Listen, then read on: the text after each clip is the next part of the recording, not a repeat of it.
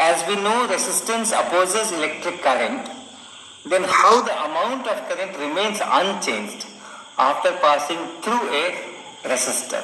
That is the question. And so what it means that suppose you have a resistance, and there is a current which is part of a circuit, so some current is going, and we say that the same current comes out of the resistance. So what he thinks is because it is resistance, because it is opposing current, and therefore the current should have decreased. If there is I here, it should be less than I here. So that is what he thinks. Then how come it's the same? So let me give an analogy. Suppose I have a pipe, and then it is connected to some tap or something from where water comes in, goes into the pipe at some speed, say V1, and then water comes out at some speed, same speed V1. Okay?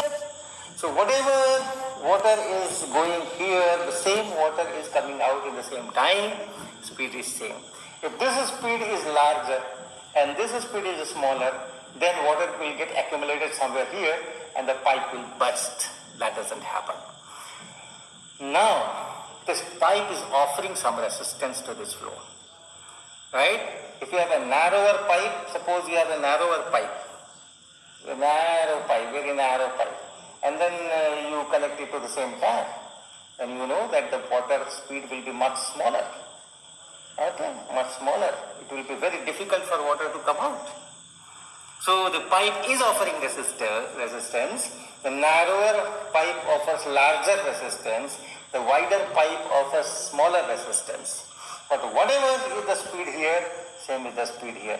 Whatever speed is here, same is the speed here. Although this V1 is greater than V2, offers resistance means the speed has decreased from here to here. Larger resistance here, smaller speed here. Smaller resistance here, larger speed here. So that's the meaning of resistance opposing the flow. Here it is flow of water, here it is flow of charge.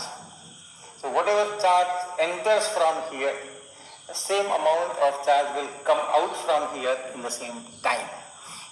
Same story, if the current is more here, more charges are getting inducted.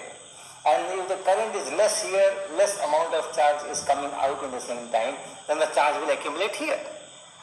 And that doesn't happen, that cannot happen. It's not a charge storing device here. It's not a tank here. You cannot store water here.